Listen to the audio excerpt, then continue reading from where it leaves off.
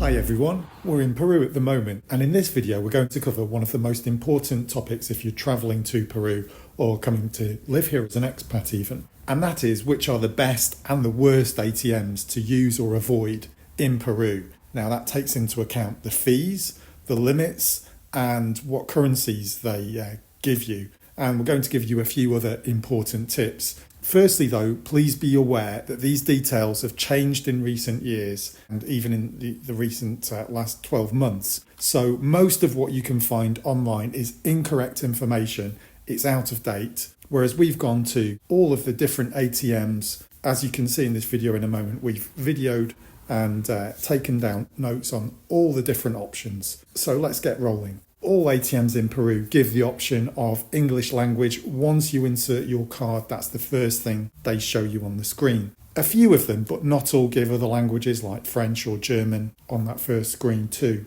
So there's no need for assistance from anyone, not that you should consider that anyway. The ATMs accept foreign credit and debit cards, all of the usual suspects like MasterCard, Maestro, Visa and so on. But other than that, they're all different in the charges and the maximum amounts that you can withdraw in different currencies. Now, most machines will allow withdrawal in US dollars, and all of them obviously in Peruvian soles. Some only soles, as I say. Let's get into the charges and the limits. These are all daytime limits. Do remember that in Peru, at night, the banks can lower the withdrawal limits, and it's also less advisable to be withdrawing cash at night. And the banks have taken this into account, and that's why they've lowered the limits at night time in many cases. Note that the following fees are in addition to your own bank's charges, if there are any.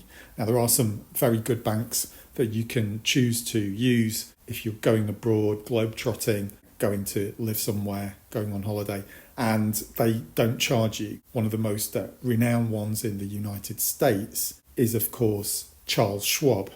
In the United Kingdom, there's banks like Chase and Aqua's credit card, for example.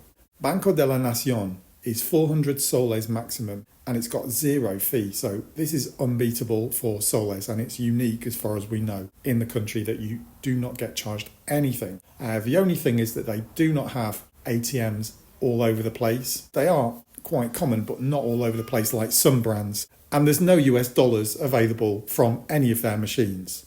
But they're my first choice whenever in Peru.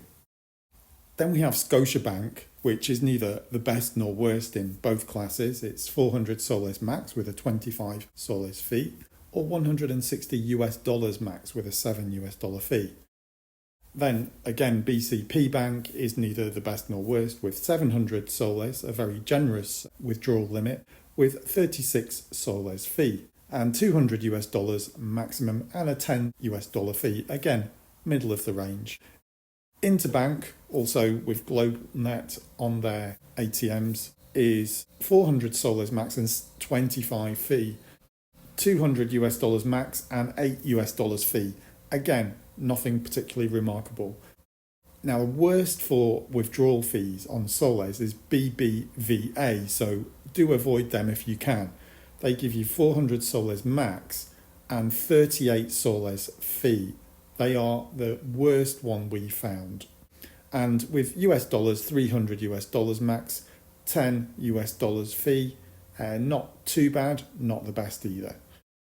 So BanBif, we didn't find quite as many of those banks around, but when we did, they were quite impressive with their 700 soles max withdrawal. That's the highest available that we found, along with BCP. But they only charge 18 soles, whereas BCP charged 36. So that's much, much better. So BanBif, if you can't find Banco de Nacion, you might want to try and find one of them. The tragic thing is they're both some of the least common. Now, BanBif offer the best deal when it comes to US dollars, with a 200 US dollar max withdrawal limit, but only 550 fee. Now, that works out to the lowest fee per dollar. Don't forget that these limits are in a way not necessarily that important because you can do multiple withdrawals per day.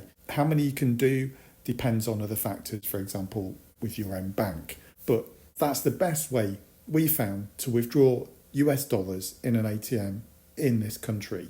So that's $200, $550 fee. I've got two final important tips before I go. To avoid risking losing your card in an ATM, having it gobble it up, I recommend using ATMs that are inside banks. Then at least you have a chance, if it doesn't give you the card back, to speak to the bank and recover it that way. If you're in a supermarket, shopping mall, away from any bank, and it's just an ATM on its own, you're not going to ever get your card back. So that's one thing. The other great thing about withdrawing in a bank, especially in a bank in a mall, is recommended because you get that extra security of security guards watching. However, always be on your guard no matter where you are, but I recommend especially a bank in a mall because you've got the mall security and you've got the bank security. But always be aware who's watching, who's close by. Just don't do anything if you think someone is keeping tabs on you.